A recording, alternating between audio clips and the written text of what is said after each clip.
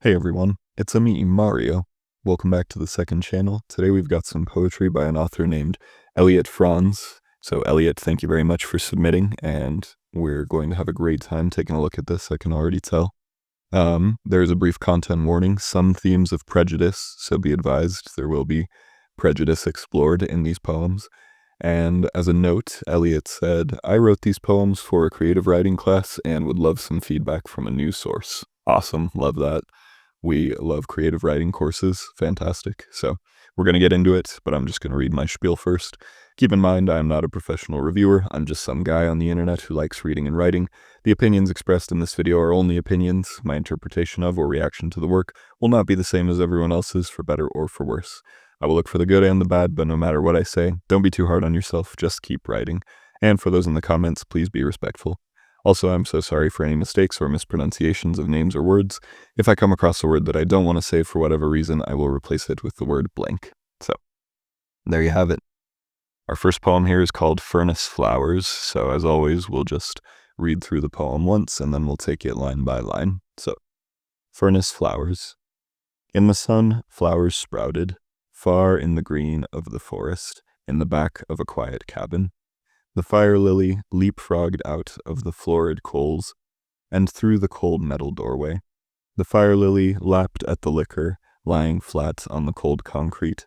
Roasted seeds bloomed and bloomed, flourishing in the flammable fluid. Smiling smoke flying by, spreading, coughing, blur. Waking up within a high-pitched hum, the quiet cabin was gone. The forest was no longer green, but red.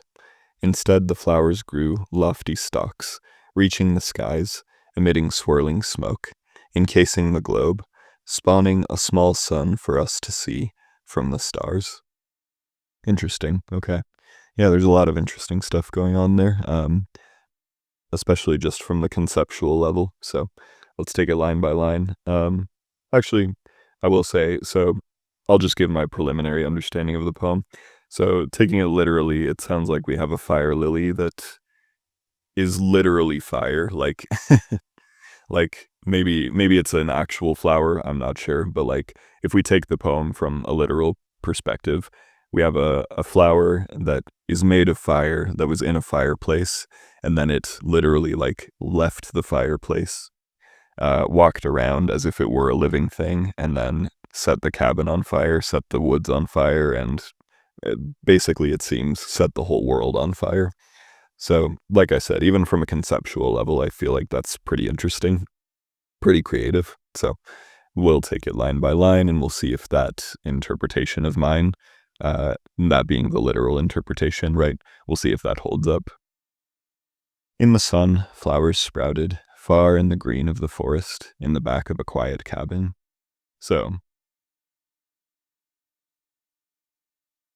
I would rephrase that. Actually, I don't know, because it's tough. Because, like, I guess we're talking about the fire flowers, right? The fire lilies. In the sun, flowers sprouted. But also, I feel like there's a contradiction in this paragraph, or sorry, in this stanza, because are the flowers sprouting in the sun, or are they sprouting in the back of a quiet cabin, right? Because both of those things can't exactly be true. So, like I said, I would just rephrase that. And I mean, maybe the flowers, and again, I'm not sure if these are like the fire lilies or if we're referring to other flowers at this point, I'm not sure. But you could say that they're, in the windowsill, or they're taking up the sun that's coming through the window of the cabin. But if that's the case, then you have to say that, right? So I hope you can understand why I feel there's a contradiction there. In the sun, flowers sprouted, far in the green of the forest, in the back of a quiet cabin. I also wanted to say, like, maybe there's a better opening for this poem, because it is a very creative poem, but I don't quite get that creativity from the very first stanza, right? And I understand kind of the need, the want to set the scene here. That's completely, perfectly understandable, of course. But maybe you want to, sorry, maybe you want to jump in on more action, right? And then you can provide this context after hooking the reader in, right? But anyway, that's just my opinion. Our second stanza reads, "The fire lily leapfrogged out of the florid coals and through the cold metal doorway." I like that stanza. Particularly, I like the word leapfrogged a lot. That's a great action word, a good verb. Maybe this should be your opening stanza, right? Let this be your opener. I think that's a pretty good hook. And then you can give this context right after the fact, right? Um, and in fact, we get the cabin later, right? Not exactly. But yeah, this could be your opening stanza. The fire lily leapfrogged out of the florid coals and through the cold metal doorway. And then you could say, like, into the cabin, and then we have the context for the cabin, right? I'm assuming the cold metal doorway means, like, I'm not even sure of the term, actually, but those things that you fold over a fireplace, right? I don't know for sure, but that was my interpretation, was basically, like, the entrance of the fireplace, right? Our third stanza. The fire lily lapped at the liquor, lying flat on the cold concrete. So, I like that stanza pretty well too. There's a lot of pretty good alliteration in this poem. Um, I think I've said this on the second channel here before, but like you always have to be careful with alliteration because it could very easily sound hokey. So just yeah, be aware, be careful, right? You don't want to overdo it. Um, but undeniably, like, lapped at the liquor, that's a great line. I think that has a nice sound to it. Um, Now, one thing I did want to say was, I'm not the biggest fan of both of these stanzas, like, starting in the exact same way. It's not a huge deal, but, like, just for the sake of variation, you could vary, one of those lines at least in some way or another. Sorry, excuse me. Anyhow, I also find this stanza curious though because like, why is there liquor on the floor of the cabin, right? What does that say about like the cabin owner? Um, yeah, kind of an interesting window into whoever owns this cabin. And then roasted seeds bloomed and bloomed, flourishing in the flammable fluid, smiling smoke flying by, spreading, coughing, blur. Um, I've said this also on the second channel before, but, like, lines that are as short as these, I'm not the biggest fan of these because, like, usually if you're just gonna reserve one line for a single word, that word has to be, like, really impactful, right? And that's just personal preference, you know, I've seen a lot of poetry of as I mentioned in the most recent main channel video, I've been reading a lot of Bukowski, and I feel like he does that a lot, so, you know, there's precedence for it, but it's just not my favorite thing personally. Um, Smiling smoke is pretty good, and then roasted seeds bloomed and bloomed. I like the what's the word I'm looking for? I guess the floronic language, the gardening type language, when referring to all this fire, right? That's kind of interesting if you ask me. Like bloomed and flourishing. Hang on one second. Oh, why can't I search in this document? I can't highlight anything in this document either. What's the deal with that? Weird. Sorry. I wanted to know if there was another instance of flourishing in the poem. I don't think so. It's such a good word that I would only use it once in this poem so that it doesn't lose any of its power, right? Yeah, I like the word flourishing a lot. Anyhow, do I have anything else to say about that stanza? I don't think so. Maybe a tiny nitpick thing. I don't think concrete is flammable, right? But like, you know, I get that that the fire is probably lighting things besides the concrete, right? It it got the alcohol and then it spread from there, probably to the walls or to a table or whatever, right? So I don't know. Maybe you could fill in that context. You know, what is it that's actually catching fire? But I don't know. At the same time, like I said, I could kind of fill in the gaps. So yeah, I don't know. Do whatever feels right. And then for our last stanza, waking up within a high pitched hum, the quiet cabin was gone. Um, I'm not sure who's doing the waking up there, right? Is it the fire lily? That was my reading on my first go, but now I'm not entirely certain. So we'll come back to that maybe in just a second. Waking up within a high-pitched hum, the quiet cabin was gone. The forest was no longer green, but red instead. Nice rhyme. Red instead, yeah. The flowers grew lofty stalks, reaching the skies, emitting swirling smoke, encasing the globe, spawning a small sun for us to see from the stars. Yeah. So, yeah, it sounds like, and again, I like this like gardening, flowery language when talking about the fire, right? When talking about like the stalks, that's not actually stalks, right? It's the flames climbing the trees, right? Um, and then, yeah, encasing the globe, spawning a small sun for us to see from the stars. That is to say, the whole world caught fire, right? Um, yeah, coming back here, I'm still not quite sure who's doing the waking up. Maybe that could be something to specify. Yeah, it leaves me with a question that I want answered, but like not like a reflective question, but like a a what's happening kind of question, right? I feel like the reader should have a good grasp of what's happening, and then whatever questions they're left with should be more interpretive, maybe even philosophical, right? So on we understand on the literal level, right? It seems, but on the metaphorical level, what is happening here, right? Is this poem simply about forest fires, or is it more about climate change in general?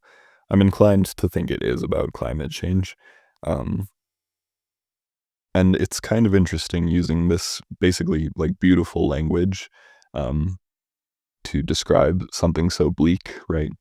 Um, I have more I want to say about that. What was it I was going to say? Oh yeah. So if I were to pick out a theme here, I guess it would be that like our carelessness will lead to the planet's destruction, right? Which is a bummer, to put it lightly. And so I think the poem communicates that message well. And like I said, I just love the creativity of the concept, right? And this approach of talking about fire as if it were a living plant, right? A flower, basically, a slew of flowers, a whole forest.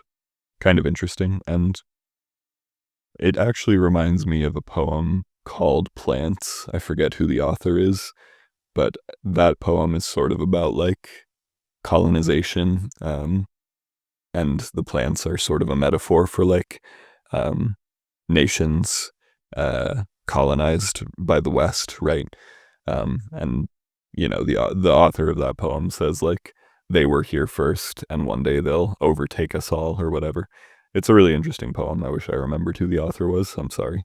But this reminds me of that in the sense that like, yeah, the world is going to take itself back from us, right? Even if it has to do so with fire. um, so yeah, there's something apocalyptic about that, which I also find very interesting. So yeah, I think you got a good poem on your hands here. It could go through like one or two more rounds of revision. Um, yeah, I would just keep going with it. I don't think it's, perfect as is, but is any poem perfect as is? That's up for debate, of course, right? But you've got a really great basis here. I love the idea, and so yeah, I would just keep going with the language and with the structure. One thing I was thinking about was how much longer this last stanza is than all the others. Um,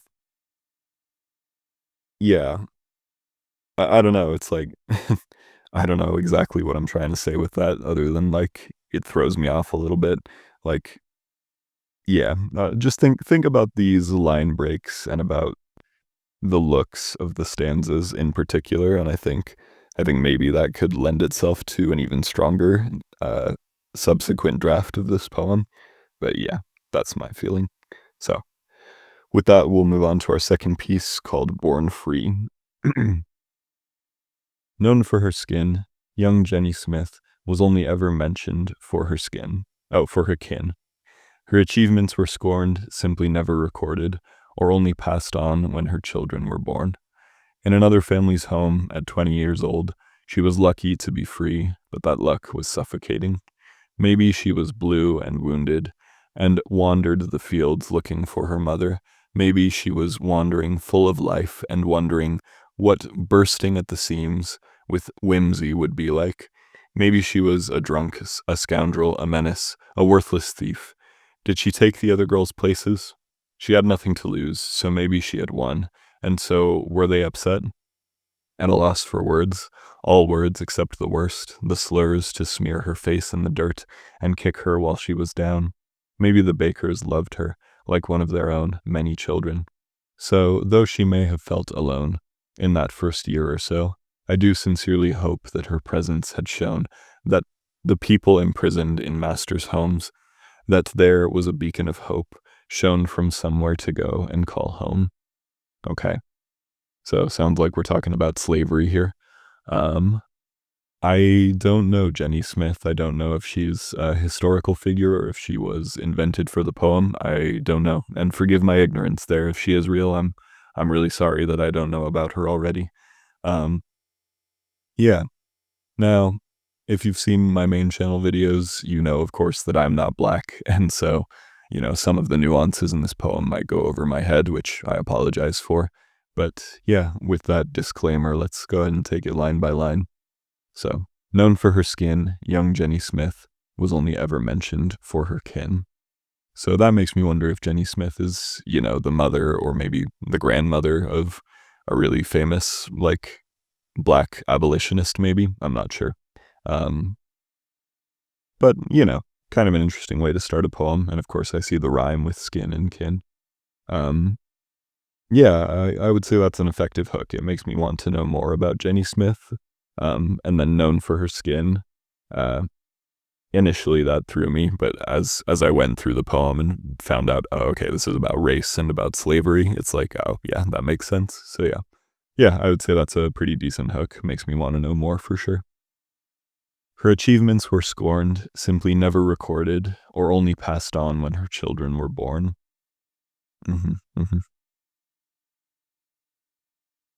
I think I think these three lines kind of illustrate the main uh, critique I have for this poem, which is that and I say this about a lot of poems, if you watch my stuff regularly, you know that, but I do wish there was more showing and less telling. I do feel like the speaker in this poem has this attitude of telling, when I really want more showing, right? So, for example, her achievements were scorned, simply never recorded, or only passed on when her children were born. So, like, those three lines in and of themselves could be an entire poem, right?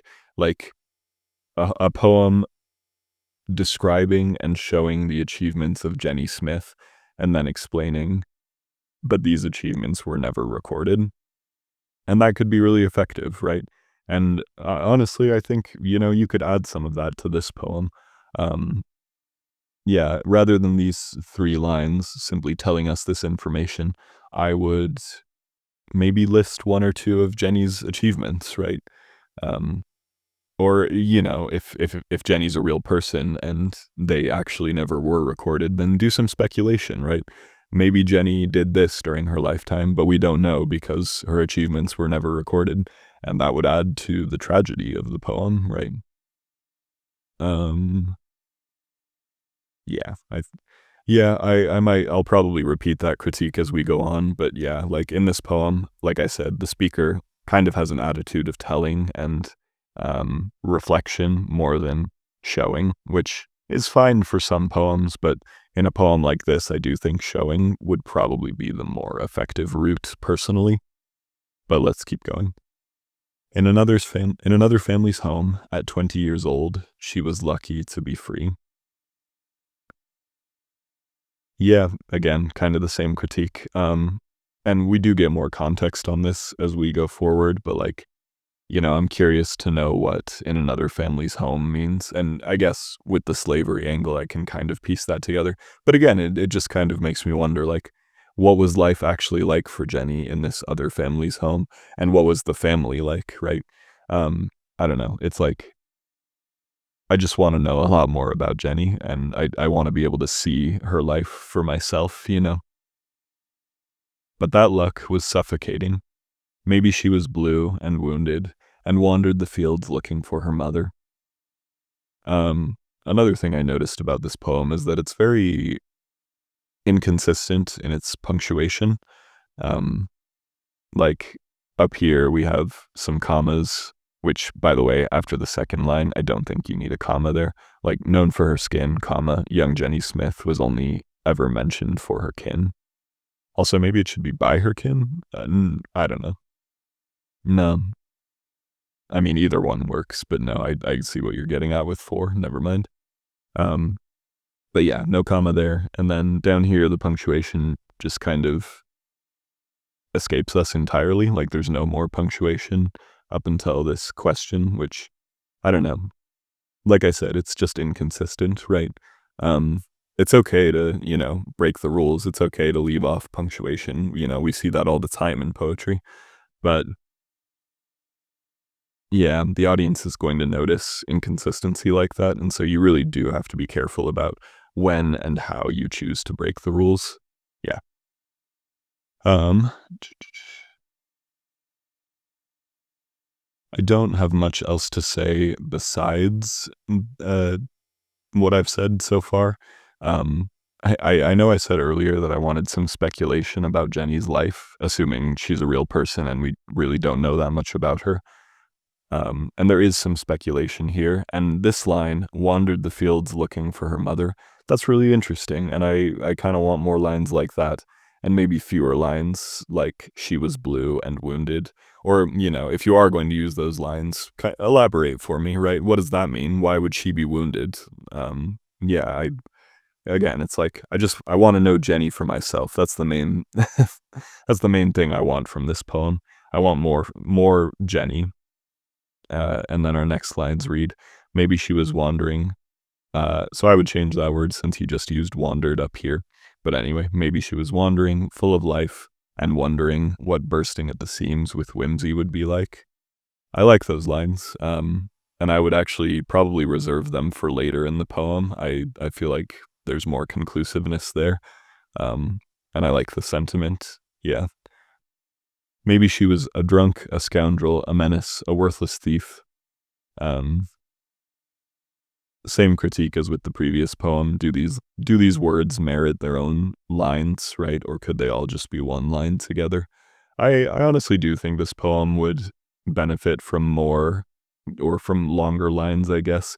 And like if the speaker wants to keep this sort of chatty tone, that's totally fine. And it would actually, in my opinion, be even better with longer lines. Like I've mentioned David Lee before on this channel.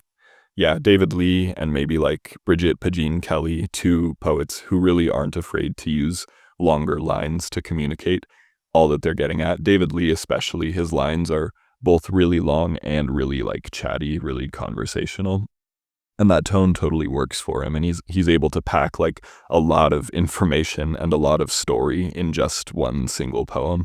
And honestly, I feel like this poem, Born Free, would really benefit from a structure akin to David Lee.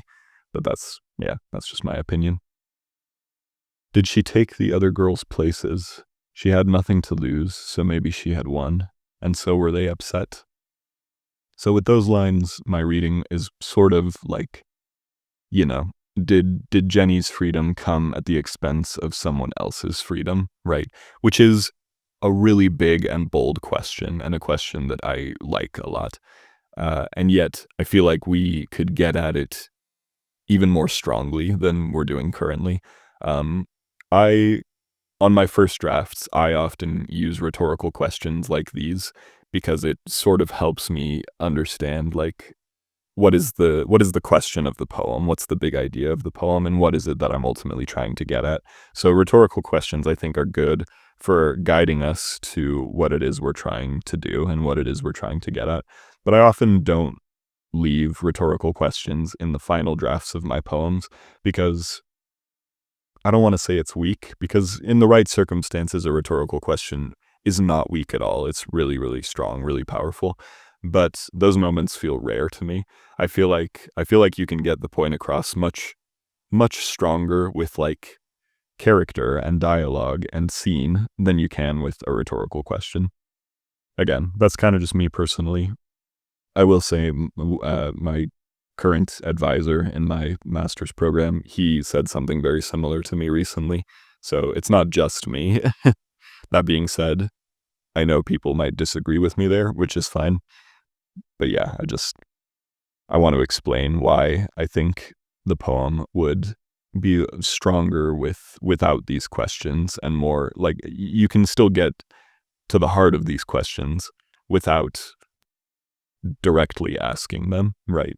Show us more. Maybe Jenny thinks these things, right? And maybe she does something that prompts the question in her own mind, right? So rather than the speaker asking these questions, maybe it's Jenny asking these questions.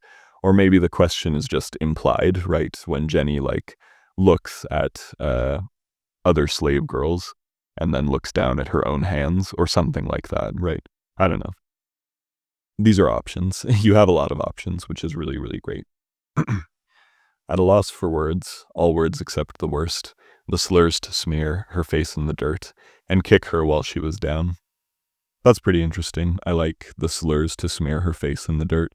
I would say kick her while she was down. A bit of a cliche, so not quite as strong as the slurs to smear her face in the dirt. That, I think, those are some well-constructed lines right there. And, like I said, I am not black, but, I have heard black people and other non-white people explain this, that the slurs people have hurled at them basically live rent-free in their head, right? And that the worst things that they have been called remain with them, right? So I think this is a strong sentiment, yeah. So yeah, I would keep those 4 lines for sure. And then our last stanza reads, maybe the Bakers loved her like one of their own. Okay, so now we're getting more context on the family, and again, all I can think is like, I want to see the Bakers, right? And again, like, I'm assuming that Jenny Smith is a real person, and we just don't know that much about her. But I do think the poem is, I let me say it like this. I think poetry is a great place to speculate about things and about people that we don't know about. At the same time, though, you do have to be careful if you're talking about a real person.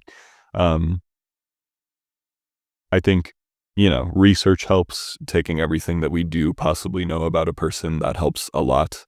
Um, this is not quite the same, but like, I like to write poetry about animals.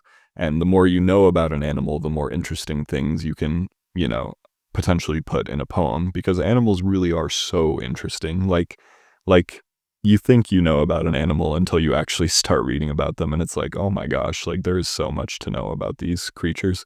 So yeah, I think I've said it before, but good information leads to good inspiration, right? So there's that.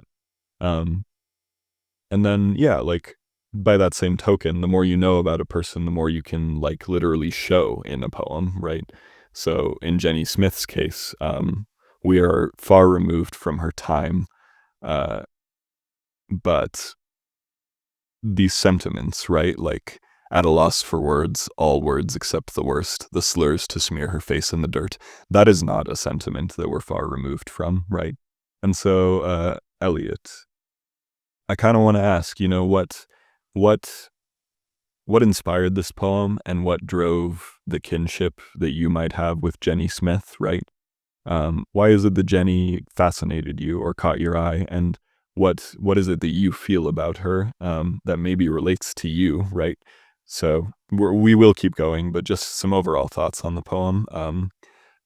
I do think this poem would benefit from longer lines where you could do a lot of showing and, potentially pack a lot of information. And obviously you have to be careful, right? Because, a reader might get bored when they look at a really long poem. But that's why we do showing, right?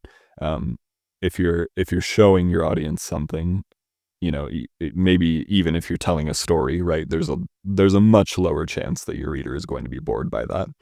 And then also on top of that, what is it about Jenny that clicks for you, right? Maybe bring the speaker into the poem just a little bit more, like their world against Jenny's world. That doesn't have to be a big part of the poem, and frankly, I wouldn't make it a big part of the poem because the poem is about Jenny primarily, right?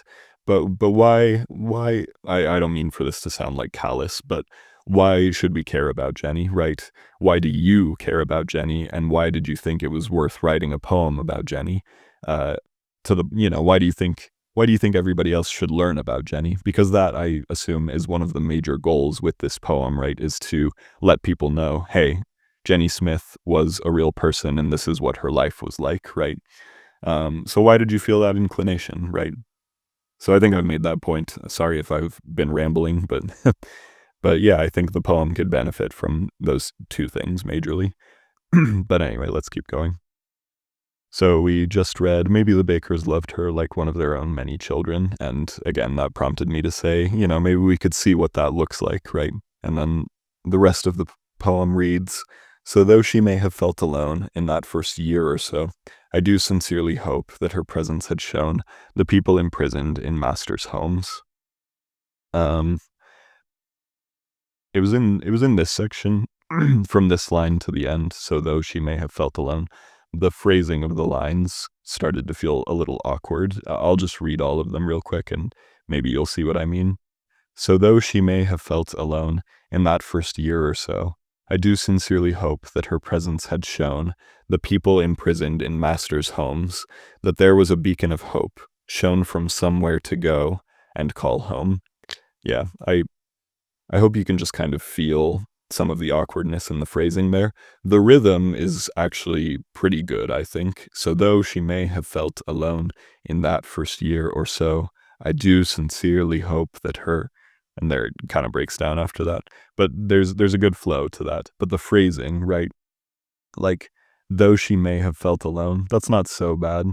But then, like, I do sincerely hope that her presence had shown, that's not very conversational, right? And I would say the major tone of the poem up to this point has been conversational, has been like chatty, like I said. So like, I do sincerely hope her presence had shown. I would rephrase that. Like,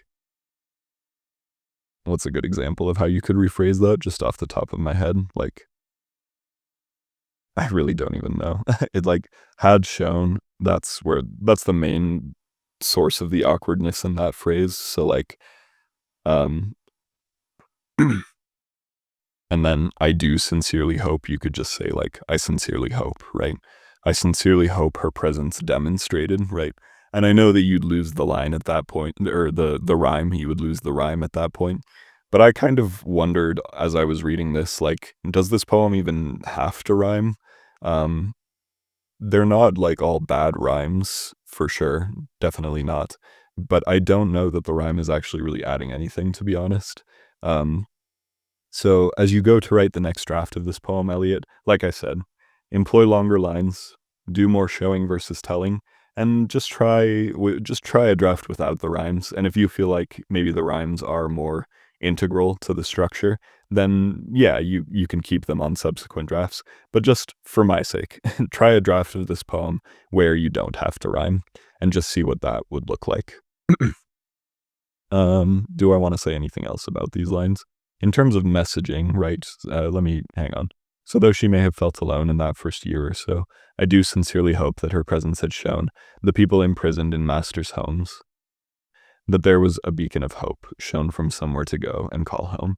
So yeah, in terms of messaging, Jenny was apparently a beacon of hope for other slaves, right? That freedom was attainable, which is awesome. Like really, really, really awesome. On top of the whole exploration we've done about Jenny up to this point, that's really fascinating, right? And again, I think in a future draft of this poem, we could see that for ourselves rather than being told, right? We could see how Jenny inspired other slaves to hold out hope, right? But yeah, I think I've made my points clear with this poem. There is good stuff here, and I think, like I said, I still don't know for certain that Jenny is real. I'm under the impression that yes, she was a real person. But even, whether or not that's the case, there is something here, right? There's something to be said about Jenny, even as an idea, right? Even if she wasn't a real person. So I hope all of that was helpful. I hope you keep going with this because it's clear to me that you, Elliot, you identify with Jenny in some way, or you think she's important for some reason, right? And I'm sure she is, genuinely. And so I know that there's a really, really great version of this poem just waiting to be written. You already have a lot of good stuff here, so just keep going with it, keep redrafting, keep trying different approaches. And I think the poem will really find itself as you keep wrestling with it. I heard from a poet recently, like a couple of months ago. Shoot, what's his name? Brendan Constantine, I think. I liked his reading a lot, and he said that the process of writing a poem is more like a wrestle for him, right? He wrestles with a poem. And so I got the chance to ask him, like, how do you know when that wrestle is over, right? And he said, well, I know when I'm done. I know when I'm too tired to keep wrestling. The poem itself is like never really done, right? And you'll probably hear other writers say that sort of thing, right? That books are never done, they're just due, right? Poems are never done, they're just due. And so, yeah, that's why I say keep wrestling with it, and eventually you'll reach a point where you probably can't wrestle anymore. And if the poem is great at that point, then awesome. And if the poem is maybe not great at that point, then you can just leave it on the shelf. You can maybe come back to it later, or maybe it just wasn't meant to be, which is fine, right? I have so many poems like in my graveyard, right? And maybe one day I can resurrect them and turn them into something cool. But if they just remain in the graveyard, that's fine too, because it's not like they were useless, right? They still helped me become the poet that I am right now, and I'll only keep getting better the more that I keep writing, right? So anyway, there's all that for you. Elliot, I want to thank you again for submitting these poems. There is a lot of good stuff here, and so I do hope you keep going with both of these pieces. Thank you again, viewer, thank you for watching, and we'll just leave it there. So ultimately keep in mind, this is a rough draft.